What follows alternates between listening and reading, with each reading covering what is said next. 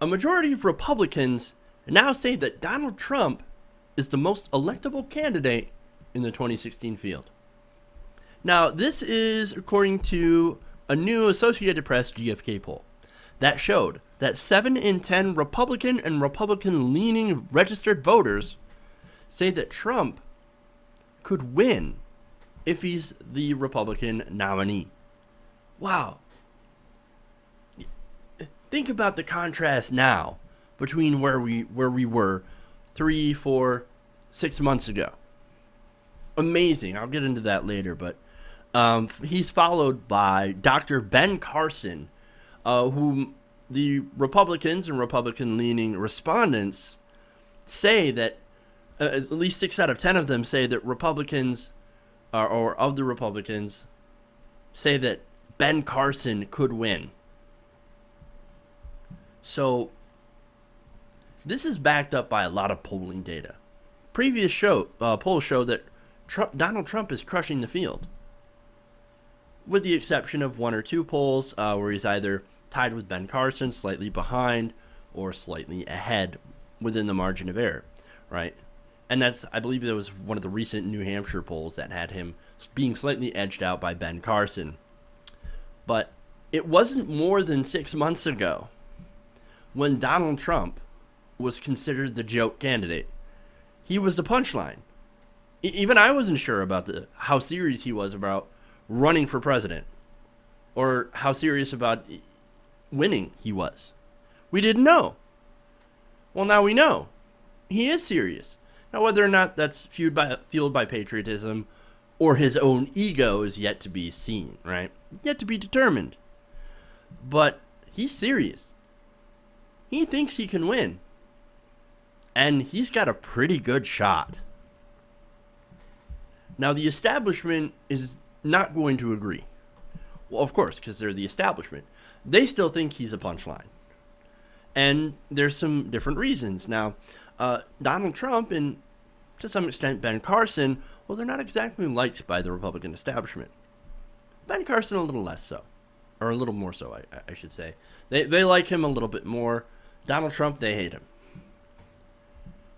Now, if you set aside the fact that they both say terrible things, it's because Trump spits in the face of the establishment all the time. He spits in the face of the Republican Party, their base. And I'm not talking about the people here, right? No, the true Republican base, the real Republican base, the donors. The donor class is really what matters at the party establishment. After all, the Republican base, the people, the voters, are actually largely ignored when it comes to certain policies, right? For example, did you know that Medicare and Social Security are actually very popular when it comes to Republicans?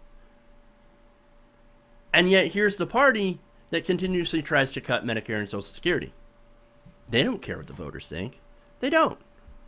Do you think Bob down the street works for less than $50,000 a year, wants to see his benefits cut, or wants to see his taxes increase so that the people, the 1%, get a tax cut? No, I don't think Bob likes that at all. However, Bob might be afraid of immigrants stealing his job. So they play on that angle, which Donald Trump does, and you've got Bob's vote. Well, I want to protect my jobs. I think the trade deals with China and Mexico are disastrous. You know what? We actually agree. Free trade has been a disaster. And that's what Donald Trump is playing on.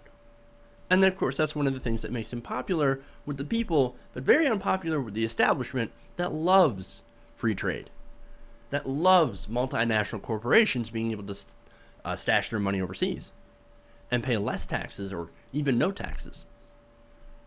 They love that. Now, Trump also went after hedge fund guys, right?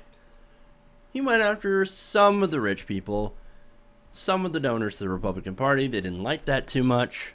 However, when you actually look at Donald Trump's tax plan, as a lot of people did, we sat down, we dissected it, took a look at what was in it, and of course, it heavily benefits rich people like Donald Trump. A little bit of irony there. But hey, you know what? Details, right? Who needs them? Who needs them? Especially when you're going to make America great again.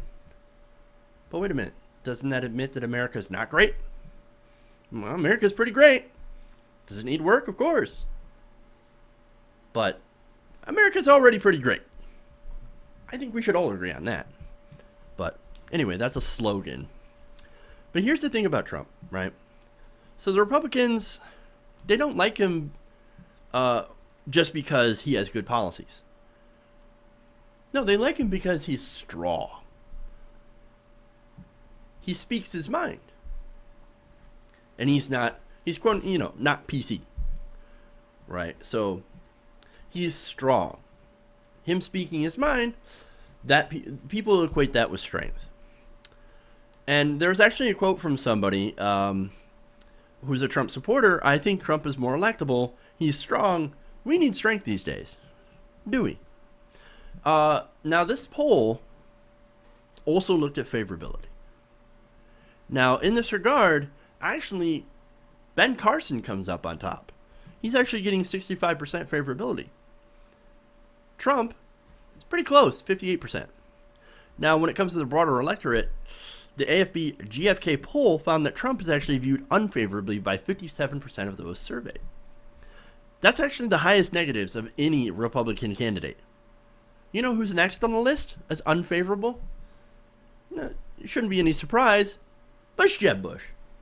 People just, and I've done videos on this before, people do not like Jeb Bush. People hate Jeb Bush. Unless they're incredibly wealthy and part of the establishment. If you're wealthy, you love Jeb Bush because he's going to do everything that you tell him to. Whereas Trump, you can't control Trump. You don't know where that guy's going to go next. He might actually do a slightly more liberal proposal. You don't know. He can't be controlled because he's not funded by these guys.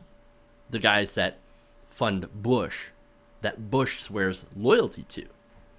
Now, to a lot of people, that's an attractive notion. Oh, look at that. He can't be bought. Well, there's another guy who also can't be bought. Bernie Sanders.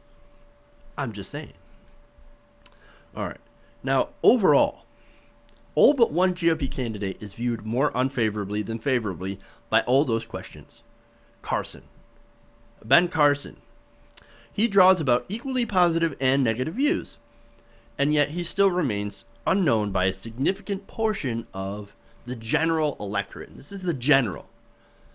Now, he's already doing quite well, nearly catching up to Trump in a lot of different polls when it comes to some of the different states.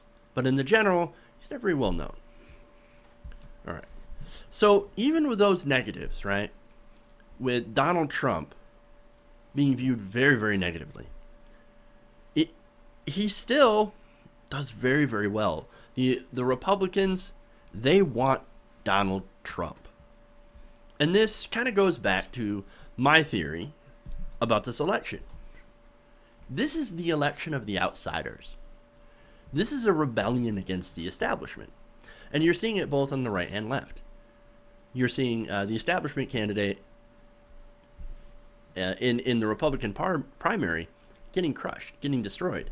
Now, the establishment candidate over on the Democratic side, however, is doing pretty well, Hillary Clinton.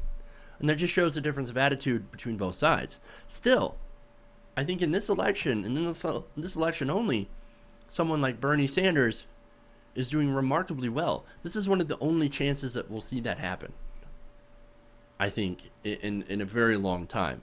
The mood is kind of right, because people are fed up with politics as usual, on both sides. So you've seen a huge spike in Sanders' support, but still not quite enough to beat Hillary. All right. Now,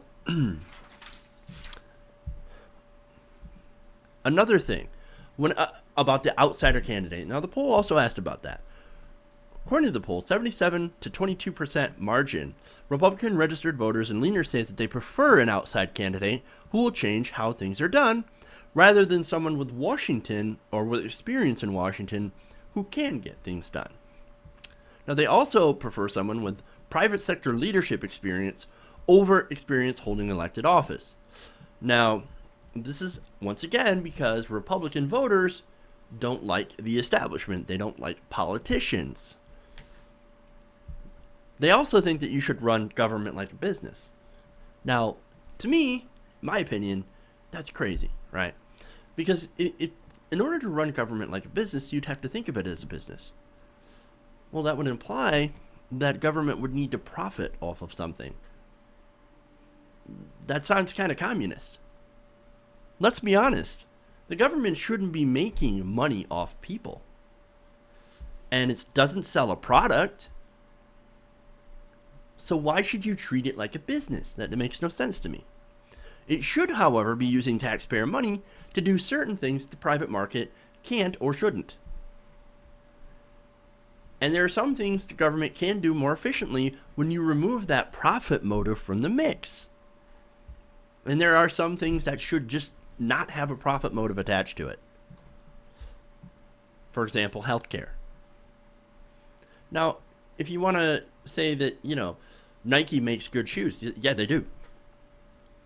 Maybe a bad example because they do a lot of overseas labor. But nonetheless, you don't want the government making your shoes. No, of course not. That's something that should be private. That's something that should be out in the market, and there should be competition. Who makes the best shoes at the best price? The government shouldn't handle that. But when it comes to healthcare, something that people need, or things like water, well, the government is a little bit more better suited to doing that, to be able to make sure that they deliver this product that people need to everyone.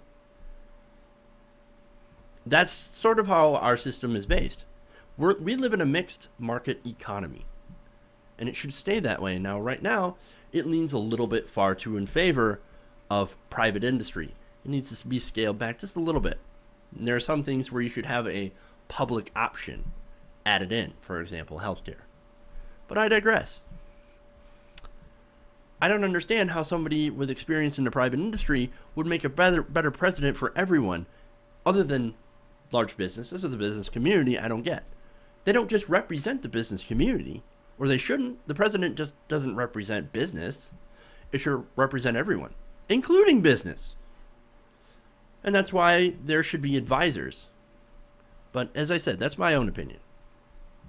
Now, regardless of all that, I'm actually now taking Trump seriously as someone who actually does have a shot at the presidency.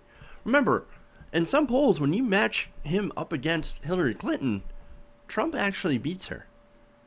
It's close. It's only by a couple of points, but he still beats her. The only other candidate that beats Trump is the other anti-establishment candidate in the race. And that candidate's Bernie Sanders.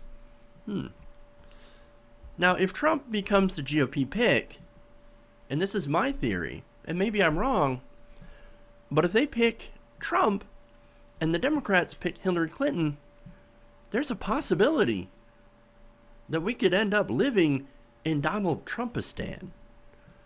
And that, I think, to me, that's a scary, scary thought.